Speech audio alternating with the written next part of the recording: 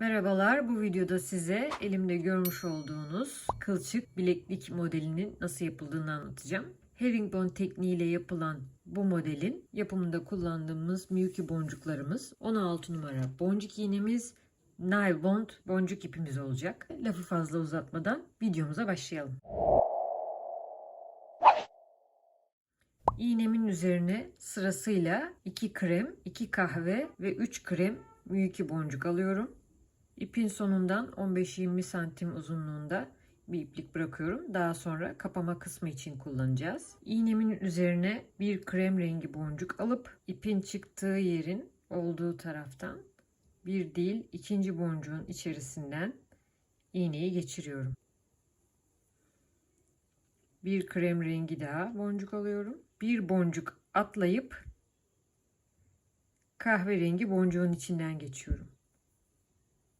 Bu şekilde.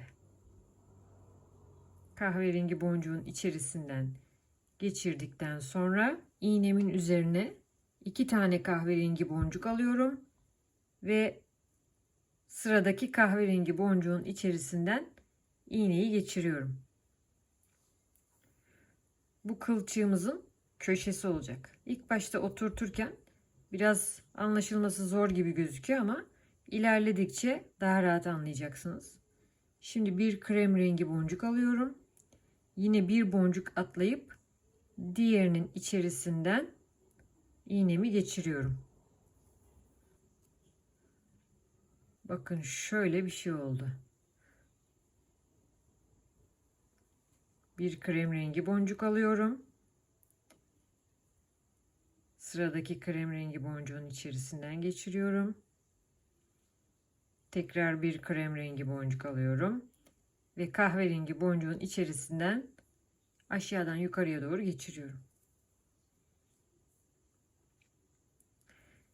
Şimdi köşeyi yapmak için 2 tane kahverengi alıyorum. Diğer kahverengi boncuğun içerisinden geçiriyorum.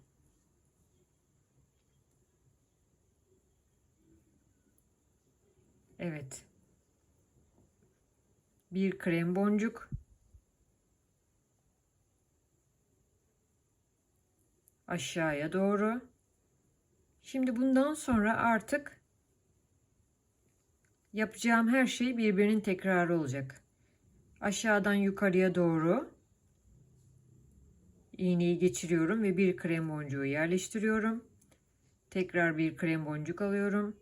Aşağıdan yukarıya doğru bu kez kahverengi boncuğun içerisinden geçiriyorum. Evet.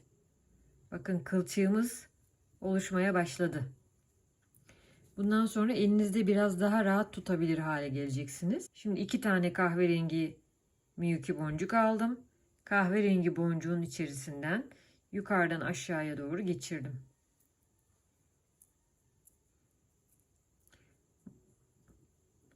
Bir krem rengi boncuk alıyorum. Krem rengi boncuğun içerisinden yukarıdan aşağıya bir krem rengi boncuk alıp aşağıdan yukarı geri dönüyoruz. Bir krem rengi boncuk daha aldım. Tekrar aşağıdan yukarıya. Şimdi 2 kahve boncuk alıyorum. Diğer kahverengi boncuğun içerisinden geçirdim ve köşeyi tamamladım. Motifimi elimde çevirdim. Şimdi hep aynı şeyi tekrar. Bir krem rengi boncuk alıyorum. Yukarıdan aşağıya doğru diğer krem rengi boncuğun içinden geçirdim. Bir krem rengi boncuk alıyorum. Bu kez aşağıdan yukarıya krem rengi boncuğun içinden ve bir krem rengi boncuk daha alıp aşağıdan yukarıya kahverengi boncuğun içinden. Hepsi bu kadar. Son bir kez daha anlatalım. 2 kahverengi boncuğu aldım. Sıradaki kahverengi boncuğun içerisinden geçirdim.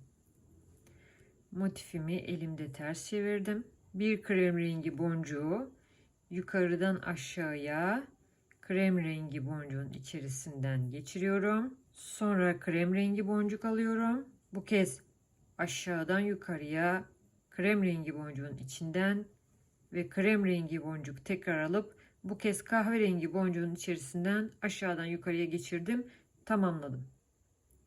Bu şekilde tekrar tekrar aynı işlemleri yaparak bileğinizin uzunluğuna gelene kadar işlemeye devam edin. Ben yeterince uzunluğa ulaştığımda size kapama kısmını nasıl yaptığımı göstereceğim. Evet, bilekliğim 15 santim uzunluğa ulaştı. Artık bunun kapama kısmını yapabilirim. Bunun için iğnemin üzerine 6 tane krem rengi Miyuki boncuğumu aldım ve karşı taraftaki krem rengi boncuğun içerisinden iğnemi geçirdiğimde böyle bir halka oluşmuş oldu. Şu görmüş olduğunuz boncukların içerisinden geçirerek karşı tarafa ulaştırıp halkanın içerisinden bir tur daha bu boncukların içerisinden geçirip daha sonra da ipi bu şekilde bileklik boyunca zikzak şekilde ilerleterek düğüm atmaya gerek kalmadan sağlam bir kapama elde etmiş olacağız. İpi boncukların içerisinden yeteri kadar ilerlettikten sonra kesiyorum. Evet. Bu taraf hazır. Şimdi aynı şey başlangıçta bıraktığımız bu 15-20 santim uzunluk vardı ya. Burada da yapacağız. Bilekliğimizin kapama kısımlarını da tamamlamış olduk. Bundan sonra halka ve papağanlarla bilekliği sonlandırmak kaldı.